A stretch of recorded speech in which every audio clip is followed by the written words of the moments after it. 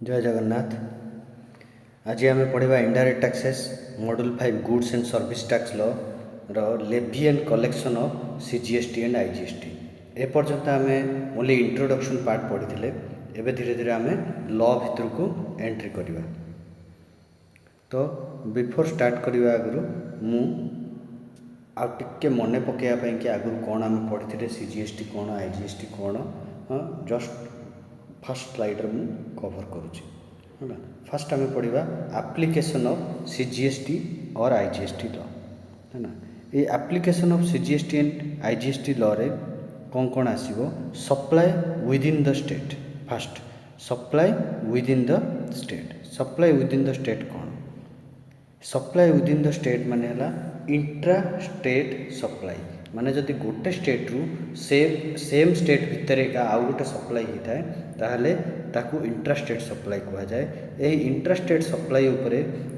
Centre भी tax levy करता है और स्टेट भी टैक्स लेवी करता है। तो सेंटर जो टैक्स लेवी करता है ताकू सीजीएसटी कहा जाए, स्टेट जो टैक्स लेवी करता है ताकू एसजीएसटी बोली कहा जाए। तो सीजीएसटी एक्ट 2017 हिसाब से लेवी होता है और एसजीएसटी रेस्पेक्टिव स्टेट रो एसजीएसटी एक्ट 2017 हिसाब से लेवी होता है। तापर आम पढ़ा supply from one state to another माने गोटे स्टेट रु जदि आउ गोटे स्टेट को सप्लाई होची ताहले से स्टेट को कौन कह इंटर स्टेट सप्लाई कौन कह inter state supply.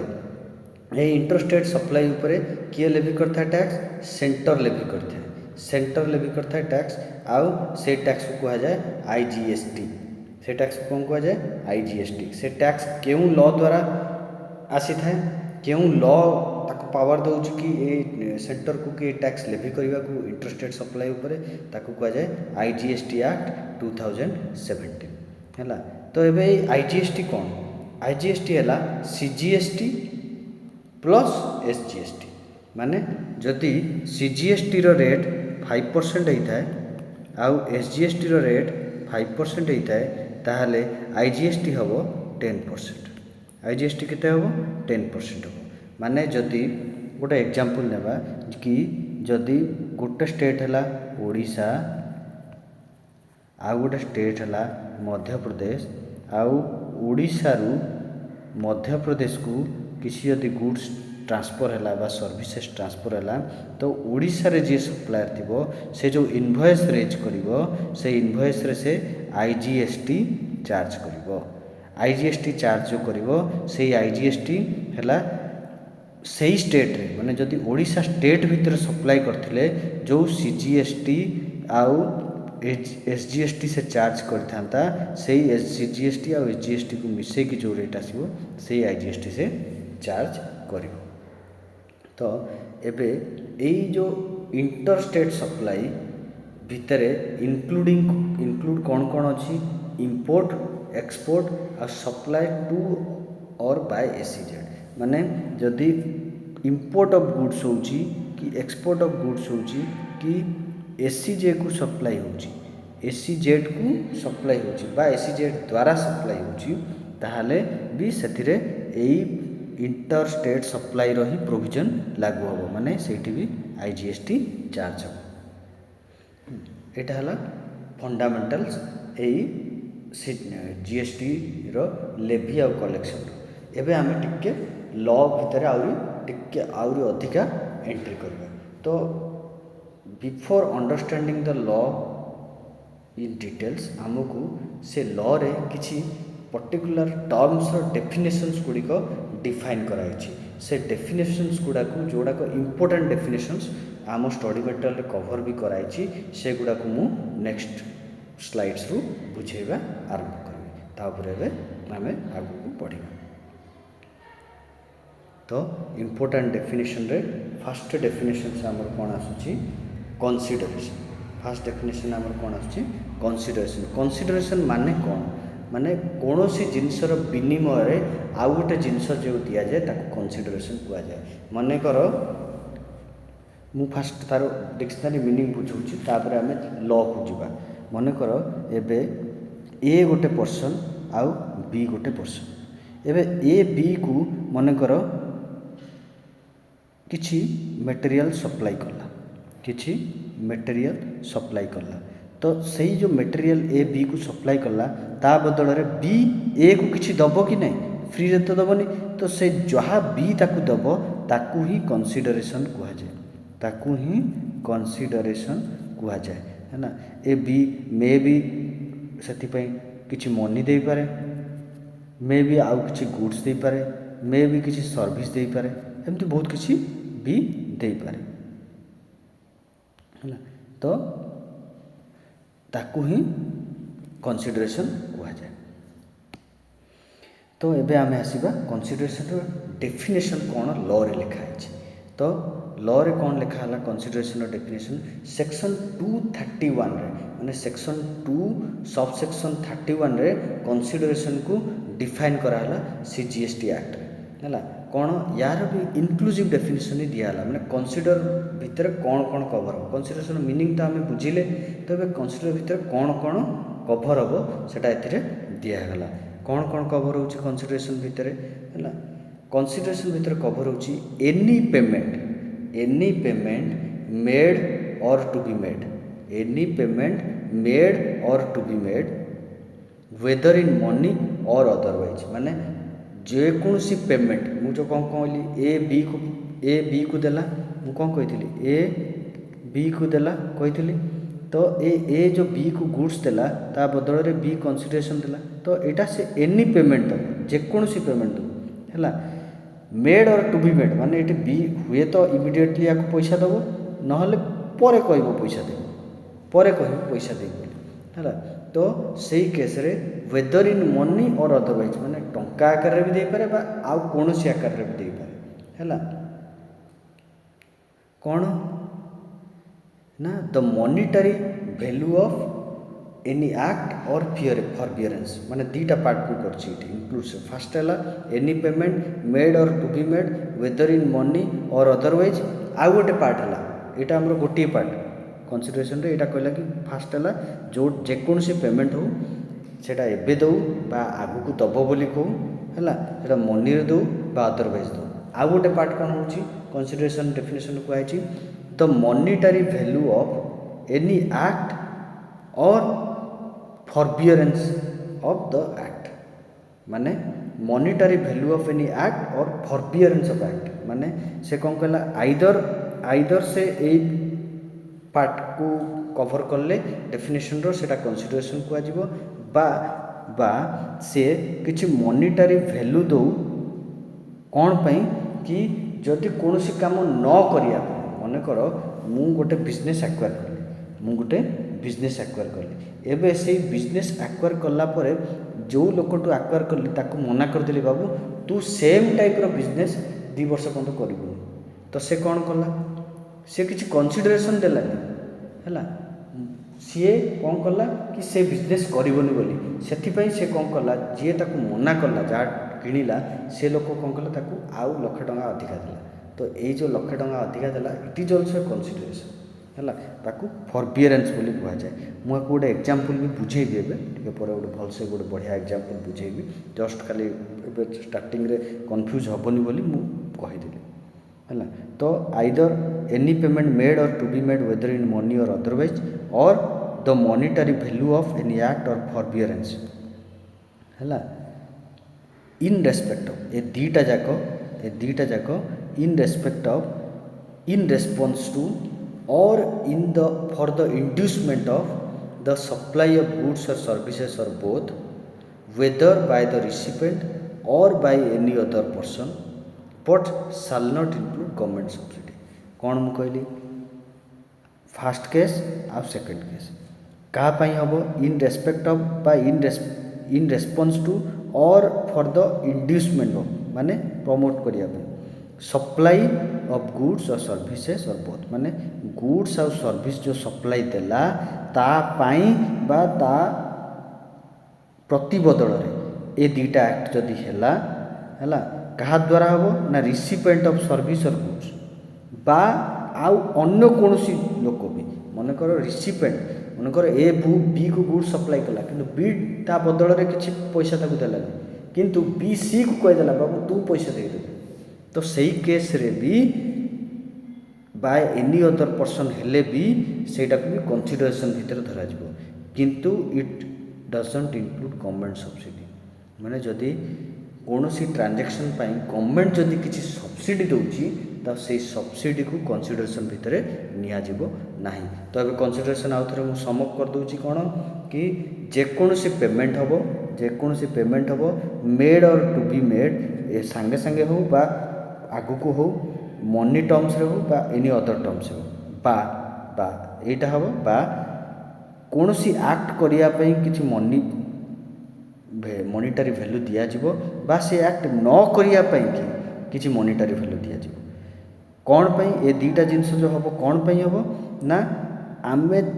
First person second person को सेति पई किछि गुड्स किबा सर्विसेज निश्चय सप्लाई करथिबा दरकार एमिति हेले किछि हबोनी मनकर फास्ट पर्सन सेकंड पर्सन को किसी गुड सर्विस सप्लाई करनी आ ये सब जिनस है पैसा देदेला ये ताकू न करने कहला ताहले सेटा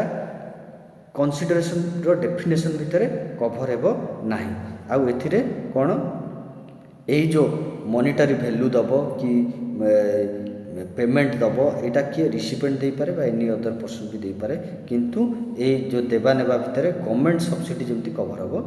नाही है यहाँ है कंसीडरेशन रो डेफिनेशन ताकू एबे सेतरे आउ गोटे एक्सक्लूजन भी दिया जाइछि हमर a definition cone A exclusion कोन कला not includes deposits in respect of supply unless applied as consideration for goods and services मने करो एबे ए कोन कला बी को गुड्स सप्लाई कला तो बी कौन कला आकु किछि टंका देनी किंतु बी रो ए पाखरे किछि पैसा मनकर 10,000 टंका डिपॉजिट देथिल रहितिला माने ए जो बी को गुड्स सप्लाई कला से गुड्स सप्लाई करिया पे बी ताको किछि पैसा देनी किंतु बी रो किछि टंका ए पाखरे आगुरु जमा हे के अछि डिपॉजिट आकार तो ए जमा टंका को जदी ए अप्लाई करिवो ए पेमेंट पे यार पेमेंट पे जदि ए अप्लाई करिवो तेबे जाय कि ये पैसा को कंसीडरेशन करिवो जदि से ताकू अप्लाई न करिवो कहबो ना ना ना एटा से पैसा नै एटा मु अलगा पैसा जमा रखिछि then it is not considered as consideration एटा मन रखिथिबो ए भला क्वेश्चन डायरेक्ट एग्जाम रे आसी हला तो कंसीडरेशन केते बेले जदि डिपॉजिट को सप्लायर अप्लाई करिवो as a consideration then it will be called as consideration नहले सेटा कंसीडरेशन नुहे एबे आमे गोटे छोटो एग्जांपल नेबा मन कर मिस्टर एक्स जने पर्सन से कौन कला सप्लाई कला कहा मिस्टर वाई को हला कौन सप्लाई कला ना सेल कला तार business for 50,000 rupees mister x कौन कला वाई को तार बिजनेस 50,000 रुपीस रे सेल कला हला आउ तापर कौन कहीदेला वाई को से कौन कहला कि and told not to do similar business for 5 years and paid additional 20,000 rupees माने फास्ट ट्रांजैक्शन कौन कला मिस्टर एक्स वाई से तो फास्ट ट्रांजैक्शन कौन कला कि से सेल कला तार बिजनेस को केतरे 50,000 टंका सेल कला हला एबे मिस्टर वाई कौन कला 50,000 टंका ताकू पेमेंट कर देला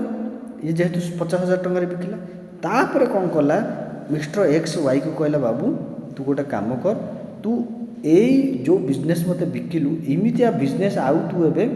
5 वर्ष पर्यंत करिवुनी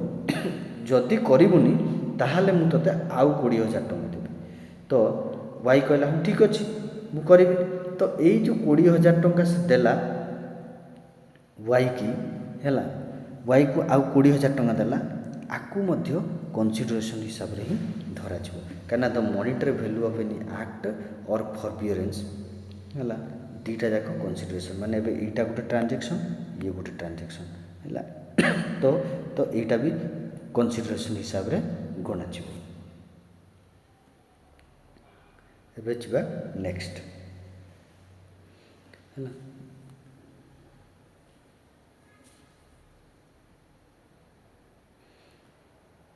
नेक्स्ट डेफिनेशन है goods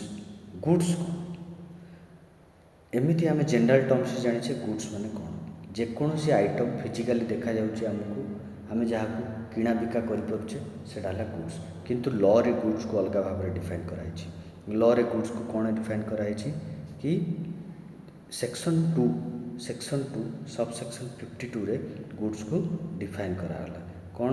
goods means every kind of movable property other than money and securities, but what includes actionable claim, growing crops, grass, and anything and things that is attached to or forming part of land which are agreed to be sold before supply or under the contract of supply। माने कौन कहला से कि goods रो अर्थ कौन every kind of movable property, सबू प्रकार movable property है जो अदर देन मनी आउ सिक्यूरिटीज को छाड़ीदेले बाकी जहाँ भी आस मूवेबल प्रॉपर्टी ताकू कहगला कि गुड्स है। किंतु इनक्लूड हम एक्शनेबल क्लेम, ग्रोइंग क्रॉप्स आउ grass and things attach to or forming part of land, माने जोटा लैंड सहित अटैच होकर अच्छी लैंड रो गोटे part which are agreed to be severed, माने जोटा को कि आम काटिकी नहीं पारिबा बा खंड करिकी नहीं पारिबा है बिफोर सप्लाई, माने सप्लाई हेबा आगुरु और under a contract of supply, माने कोनसी कॉन्ट्रैक्ट जदि करागला सप्लाई रो ताहाले है कौन आउ थे मुझे बुझे दूसरी गुड्स रो माने कौन every kind of movable property जेते प्रॉपर्टी जोड़ा को मूवेबल माने जोड़ा मूविंग कंडीशन रे अच्छी सेटा गुड्स, किंतु मनी आउ सिक्यूरिटी से कभर हेबो नहीं। किंतु कौन कभर आउटी हम एक्स्ट्रा एक्शनेबल क्लेम्स माने कौन एक्शनेबल क्लेम रो अर्थ है कि जमती गोटे एग्जांपल है डेटर को एक्शनेबल क्लेम कहुए। मनकर मोर बिजनेस अच्छी, मो बिजनेस रे मोर डेटर अच्छी, से डेटर को मुझे कलेक्शन कर पारनी, किंतु मु मोर गोटे सप्लाई क्रेडिटर अच्छी ताकू मु मोर कौन कली मोर डेटरटा देदेली बाबू तू तोर आठ पैसा कलेक्शन करते तू रखिदे, तो यहीटा कह एक्शनेबल क्लेम, माने मु मोर एक्शनेबल क्लेम माने जोटा मत कलेक्शन करार मु आउ जन को देदेली है। तापर ग्रोइंग क्रॉप ग्रास माने घास बा चाष हो जो जमी रे धान चाष कि गहम चाष हो जमी से ग्रोइंग क्रॉप्स, तो एगुड़िक लैंड रु जदि काटी होइकी नहीं होथुबो ताहाले याकू मध्य गुड्स भितरे कभर करा जाई पारिबो, इटा हला गुड्स। तो एबे एथिरे गोटे आ गोटे एक्सक्लूजन करा हिची मनी आउ सिक्यूरिटीज। तो एबे मनी कौन सिक्यूरिटी कौन, मनी को सेक्शन 275 रे डिफाइन कराला, मनी को सेक्शन 275 रे डिफाइन कराला। कौन डिफाइन कराला कि मनी होची ए जिनस Indian legal tender, foreign currency, cheque, promissory notes, bill of exchange, letter of credit, draft, pay order, traveller cheque, money order, postal or economic remittances, तापरे any other instrument recognised by RBI. तो ये जो list दिया गला ये सबूतक list को money रे कभर करा है ये सब जिन तो आम जाचे बेटर आउ अधिका एक्सप्लेन करी ये जिनस गोटे इंडियन लीगल टेंडर माने कौन जो टंका जो आम मनी जो नोट्स बा कॉइन ताको इंडियन लीगल टेंडर कहुए। फॉरेन करेंसी माने जो बाहर आम इंडिया करेंसी नुह कि बाहर कंट्री करेंसी। चेक जो बैंक चेक दूची, promissory note, bill of exchange, letter of credit, draft, pay order, traveller cheque, money order, postal economic remittances एगुड़ा सब आम आगु आम अकाउंटिंग चैप्टर भी पढ़ीचु कौन है। तापरे आसला नेक्स्ट डेफिनेशन सिक्यूरिटीज कौन, सिक्यूरिटीज को सेक्शन 201 रे डिफाइन करला सीजीएसटी एक्ट है। कौन सिक्यूरिटीज रे भी लिस्ट रहेगा ये जिन सिक्यूरिटी से कवर हो कौन shares, stock, scrips, mutual fund रो यूनिट्स, बॉन्ड, डिबेंचर्स, डेरिवेटिव्स आउ गवर्नमेंट सिक्योरिटीज है कौन कौन शेयर्स मैंने आम कौन जाने जो लिस्टेड शेयर्स था आउ अनलिस्टेड शेयर्स भी था मनकर कौन कंपानी जो शेयर्स आम शेयर कैपिटल जो पढ़ी ग्रेजुएशन रे शेयर कैपिटल जो अच्छी से शेयर्स स्टॉक कहले भी से स्टॉक है स्क्रिप्स माने भी यूनिट्स है म्यूचुअल फंड रो भी यूनिट्स सेटा बॉन्ड डिबेंचर्स डेरिवेटिव माने जो आम ऑप्शन फ्यूचर फॉरवर्ड ये जो सब कॉन्ट्रैक्ट गुड़ा हो डेरिवेटिव कहुए गवर्नमेंट सिक्योरिटीज भी ए कवर्ड हम तो युवा है सिक्योरिटीज तो यही सब जिनस को एक्सक्लूड कराई यापाई कि यही सब जिनस गुड़ाकर माने ये जो जिनस गुड़ा गुड्स भितर कवर कर गुड्स रो डेफिनेशन भितर आसबन जो गुड्स एंड सर्विस टैक्स भितर गुड्स अच्छी ये सब जिनस आसब ना आज ये आउ थे नेक्स्ट वीडियो रे आमे आउरी अधिका जानिबा आउरी किछि डेफिनेशंस कवर करिबा है ना। जय जगन्नाथ।